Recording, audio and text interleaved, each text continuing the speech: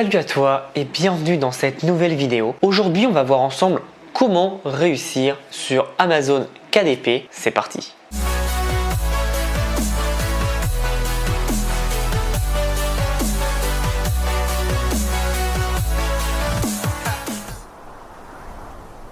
Alors avant toute chose, abonne-toi à la chaîne si ce n'est pas encore fait, mets un like pour me montrer que tu aimes ce genre de vidéo et reste bien jusqu'à la fin parce que je vais te donner plein d'astuces évidemment. Donc je vais te montrer aujourd'hui les 3 astuces pour réussir sur Amazon KDP. Donc Amazon KDP, j'en ai déjà parlé, c'est Amazon Kindle Direct Publishing qui te permet de poster tes livres et aussi de faire des carnets. Donc j'en ai déjà parlé dans quelques vidéos et il y a eu beaucoup d'engouement par rapport à ça. C'est quelque chose que je fais depuis 8 mois à peu près et je ne le fais pas comme un business principal. De toute façon, mon avis là-dessus, c'est de ne pas le faire comme un business principal mais comme un complément. Moi, tu sais, j'adore toujours tester plein de business sur le côté. Donc c'est toujours intéressant et Amazon KDP te permet donc d'avoir des compléments de revenus. Par contre, pour avoir vraiment un vrai revenu dans les 5 000, 6 000, 10 000, je pense que c'est un peu compliqué, c'est un peu limité. Par contre, faire 100, 300, 1000, 1500, je pense que c'est très jouable et c'est très facile. Aujourd'hui, je ne le fais pas. Moi, je suis plus dans les 100 à 300 en fonction des mois. Mais encore une fois, c'est qu'un business sur le côté. Moi, ça ne m'intéresse pas de mettre tous mes efforts là-dessus. Je veux juste avoir un petit peu pour pouvoir tout simplement avoir quelques petits revenus. Mais je pense que si tu regardes cette vidéo, tu ne serais pas contre 100, 300, peut-être 1000 euros en passif, surtout que c'est en passif, tous les mois. Donc ça serait très intéressant de mettre ça en place. Donc je vais t'expliquer mes 3 façons pour optimiser tes résultats et avoir des résultats et des revenus beaucoup plus rapidement. Donc la première façon d'optimiser tes résultats avec Amazon, c'est tout simplement d'avoir une belle couverture. Tu sais très bien, on dit on ne juge pas un livre à sa couverture. Bah si, sur Amazon, on juge un livre à sa couverture. Il faut savoir que dans le monde entier, le visuel, ça parlera toujours plus que du texte. Le texte, voilà, c'est intéressant. Par contre, si tu as deux fois le même texte, tu iras vers la couverture qui te plaît le plus. Même si l'intérieur est nul, tu iras toujours vers la couverture qui te plaît le plus. Donc c'est très intéressant de travailler ta couverture pour avoir vraiment quelque chose qui donne envie aux gens de lire. Et si tu ne le fais pas, malheureusement, si ta couverture n'est pas bien travaillée, forcément tu vendras moins. Et c'est bête, mais une couverture mal faite, ça peut baisser tes revenus de 60%. Donc il faut vraiment faire attention et bien travailler ta couverture pour avoir de meilleurs résultats derrière. C'est très important. Donc ça, c'est le premier point. Le deuxième point, c'est de faire une bonne description. Quand on lit une description, il faut que les gens comprennent de quoi ça parle, comprennent que quand ils vont lire ce livre, ils auront accès à telle et telle information. C'est très important. Et encore une fois, je peux faire une petite précision. Là, je te parle évidemment de livres, si tu veux rédiger des romans, mais que ce soit des carnets ou des carnets à dessiner, des carnets pour faire des exercices, pour faire des plannings, etc. C'est la même chose. Il faut que quand la personne achète ton produit, avec la description, il comprenne tout simplement à qui il a affaire, à quoi il a affaire et donc qu'est-ce qu'il va acheter et quand il va dépenser son argent, qu'est-ce qu'il va avoir en retour. C'est très important. Donc c'est pour ça que ta description doit être très solide et je te conseille vraiment de la retravailler et qu'elle soit assez conséquente pour avoir tous les points qui seront dans cette description. Par exemple, si c'est un livre de business sur la gestion d'argent par exemple, n'hésite pas à expliquer les 3 règles fondamentales qu'ils vont apprendre dans ce livre. Alors je dis 3 règles, mais ça peut être beaucoup plus, c'est vraiment un exemple.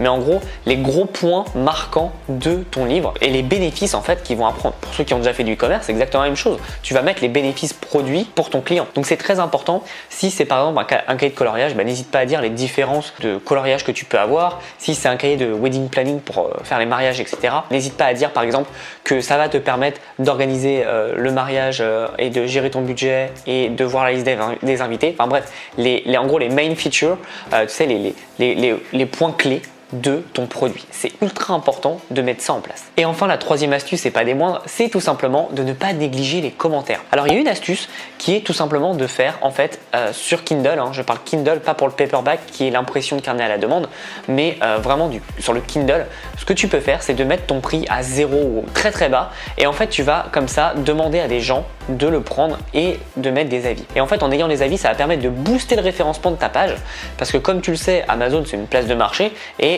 tout se passe en fonction de l'algorithme. Plus tu as d'avis, plus tu as de commandes, etc., plus tu remontes dans l'algorithme, ce qui est normal. Parce que Amazon et toutes les places de marché, leur but c'est de vendre et de gagner de l'argent. Donc ils vont pas mettre en avant des produits qui ne se vendent pas, c'est tout à fait logique. Donc toi ce que tu dois faire, c'est que tu dois vraiment miser sur les commentaires.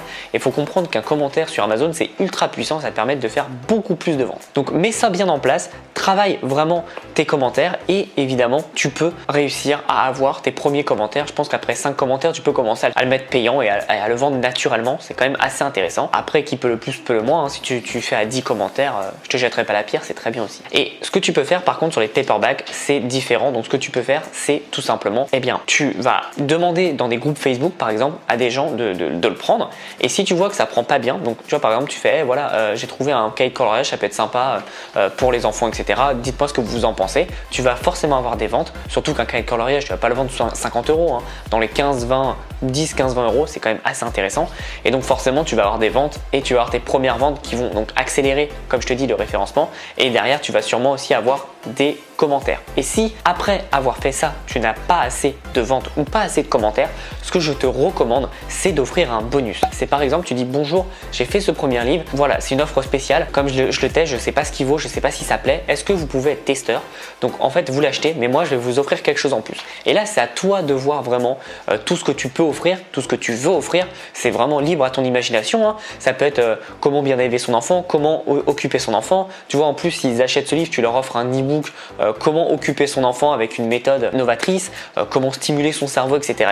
Bref tu l'auras compris, apporte quelque chose en plus, fais quelque chose en plus au lieu de demander et de quémander s'il vous plaît prenez mon livre. Non, tu proposes ton livre naturellement, tu fais voilà, moi j'ai fait mon livre, dites-moi ce que vous en pensez, j'ai besoin de testeurs et si vous l'achetez, je vous envoie tout simplement un cadeau. Donc n'hésite pas, ça peut être même un cadeau que tu achètes sur Amazon hein, pour les remercier. Ton but au début, ce n'est pas du tout de gagner d'argent, c'est tout simplement d'avoir tes premiers commentaires. Donc n'hésite pas à faire ça et à le mettre en place. Voilà ce que je voulais te dire dans cette petite vidéo sur Amazon KDP. J'en referai beaucoup parce que je trouve que c'est intéressant, encore une fois, comme source de revenus sur le côté. Ça te permet d'avoir de vrais résultats assez rapidement et surtout, alors pas très haut comme je te l'ai dit au tout début. Par contre, encore une fois, c'est une boule de neige parce que plus tu vas mettre de livres, plus tu auras des résultats et plus ça va grossir, et c'est ça qui a été très intéressant avec Amazon KDP. Et aujourd'hui tout le monde peut le faire, même si tu ne sais pas écrire, hein. Moi la plupart de mes livres que j'ai mis, j'ai pas écrit une seule ligne, j'ai même pas écrit le titre, hein. J'ai travaillé avec des équipes en déléguant comme j'expliquais sur d'autres vidéos sur Fiverr ou 5€ et ça m'a permis en fait d'avoir tout simplement du contenu en masse. Donc si toi tu veux pas investir, c'est pas grave, il y a d'autres façons de faire que de l'écrit, hein. Comme je dis, tu peux faire du coloriage, tu peux faire des livres de planning, des notebooks vides, voilà, il y a plein d'autres façons de faire, et c'est ça qui est bien, c'est que c'est pas juste ok t'écris un livre et point. Non, tu peux vraiment travailler la chose de façon beaucoup plus conséquente, et encore une fois, regarde bien ce qui est intéressant. Moi je te conseille vraiment d'avoir un panel assez divers et varié, c'est-à-dire des livres, des notebooks vierges, donc avec donc des no content comme on appelle, et des low content, donc du coloriage ou du planning etc. qui sont intéressants. Le low content me paraît quand même plus intéressant parce que tu peux avoir plus de marge, donc ça me paraît plus intéressant. Par contre je trouve que le no content est beaucoup plus facile à mettre en place, c'est normal parce que tu as juste à choisir en fait ta couverture, donc c'est beaucoup plus facile, mais le content est plus intéressant. Par contre voilà, il y a plus de travail, donc encore une fois il y a des avantages, des inconvénients sur chaque type que tu fais, donc moi je te conseille de tous les faire, et comme ça tu permets de diversifier tes revenus via KDP. Donc j'espère que tu as appris beaucoup de choses dans cette vidéo, et on verra ensemble dans quelques autres vidéos comment aller beaucoup plus loin avec Amazon, et j'espère que tu as vraiment apprécié ça. Si tu n'es pas encore abonné à la chaîne, abonne-toi évidemment, like la vidéo s'il te plaît, et n'hésite pas à récupérer ton e-book des 7 idées de business pour générer au minimum 1500 € par mois. Nous on se revoit dans une prochaine vidéo, et en attendant, passe à l'action.